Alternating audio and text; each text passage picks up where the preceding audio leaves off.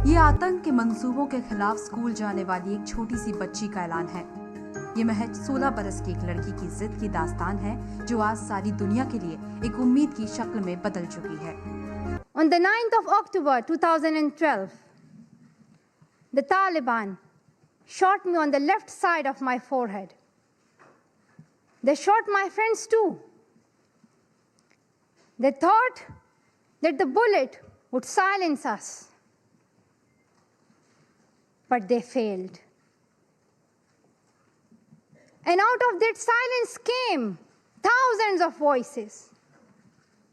The terrorists thought that they would change my aims and stop my ambitions. But nothing changed in my life except this. Weakness, fear, and hopelessness died. Strength, power, and courage was born. चलती train से उसे उठा के बाहर फेंक दिया था। लखनऊ से दिल्ली आ रही थी मैं। कंपार्टमेंट में बहुत सारे, जनरल कंपार्टमेंट था, बहुत सारे लोग थे। किसी ने मना नहीं किया। एक प्लेयर का जो स्पिरिट होता है वो अपने आप, जब कोई छीनने की कोशिश करता कुछ भी, वो देता नहीं है। तो मेरे में भी था, मैंने मना किया और उन्होंने मुझे चलती ट्रेन से, वो 4-5 थे, उन्होंने बाहर फेंका। दुर्भाग्य ये था कि उसी समय दूसरी ट्रैक से ट्रेन आई और मैं उस ट्रेन में टकराई, फिर नीचे गिरी। दोनों ट्रेनें निकल गईं। कुछ देर बाद मैंने हाथ को ऐसे रख के उठने की कोशिश किया तो देखा कि मेरा पैर कट चुका था। जहाँ चाह होती वहाँ राह मिली जाती है। एम्स के हॉस्पिटल के बेड पे मैंने डिसाइड किया, क्योंकि अपनी बातें हम चिल्ला चिल्ला के करें, वो सिस्टम की इतनी हाई लेवल की बातें हो रही थी कि हम एक मध्यम वर्गीय फैमिली से थे। हम अपनी बातें चिल्ला चिल्ला के कह रहे थे, लेकिन कोई नहीं सुन रहा था।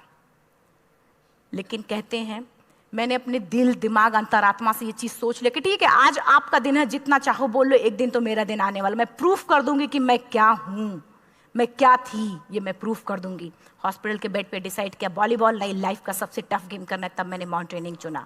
जिस दिन किसी भी लक्ष्य के प्रति आपकी अंतरात्मा जाग गई, आपको कोई नहीं रोक सकता उस लक्ष्य को पाने में। मेरे दिमाग में सिर्फ 2 चीज़ें चल रही थी, मुझे इनका जवाब कैसे देना है और एवरेस्ट समिट कैसे करना है। रोड हेड से बेस कैंप लोगों को 2 मिनट लगता था, मुझे 3-3 घंटे लगते थे, क्योंकि मेरे राइट लेग की हड्डियां भी नहीं जुड़ी थी। लेफ्ट मेरा आर्टिफिशियल लग चुका था, लेकिन स्टाम्प एकदम रेड, उसका मतलब घाव एकदम नए थे।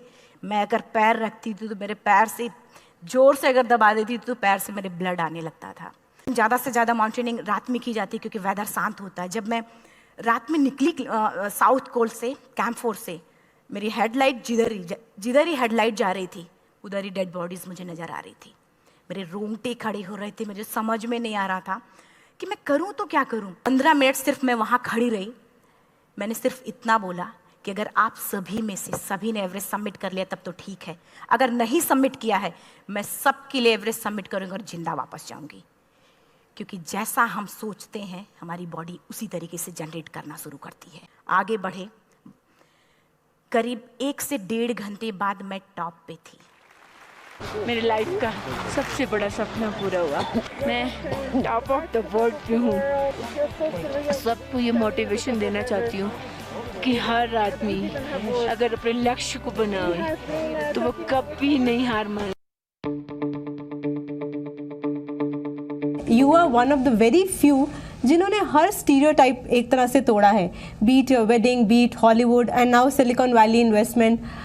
प्रियंका कोई भी स्टेप लेने से पहले कितना सोचती हैं, या इट्स लाइक रोल मॉडल जैसे आप बन गई हैं। So what is the thought process when you do something which is not done before in India? मुझे स्टीरियोटाइप से नफरत है। I hate stereotypes.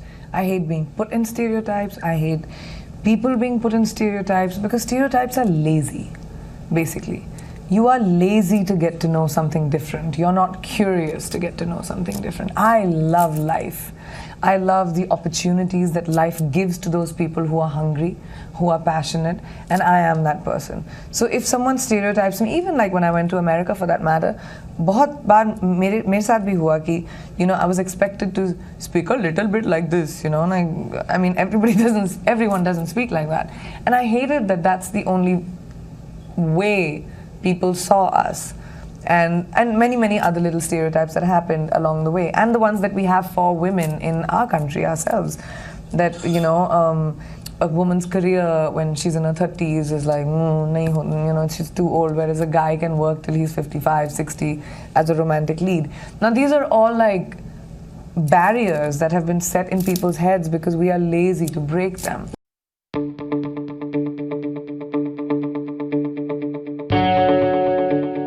One day my police officer with a crane was patrolling Connaught Place, and there was one car which was blatantly violating the parking laws. So he went to that car and said, "Go into the parking lot, you are blocking the road." He said, "Who are you?" He said, "I am telling you, could you please go to the parking lot and get your work done, whatever you want, otherwise I will remove this car with this crane." Because the crane would lift it and remove it. It would, you've seen a crane? So it would lift it and tow it away. He said, "करके दिखाओ, तुमको पता नहीं मैं कौन हूं, करके दिखाओ." तो उसने कहा, "तुम कौन हो?" बोले, "ये मिसेस इंदिरा गांधी की गाड़ी है, प्राइम मिनिस्टर की गाड़ी है." बोले, "अच्छा ठीक, नहीं हटाओगे?" बोले, "नहीं हटाएंगे." He brought the crane, he hooked it and he removed it. The whole press came on that day that Prime Minister's car was towed away and challaned because there were a lot of hangama in the Connaught Place. I got a call as DCP Traffic that your police officer has done that. What do you propose to do? I said, I will reward this officer and the challan will not.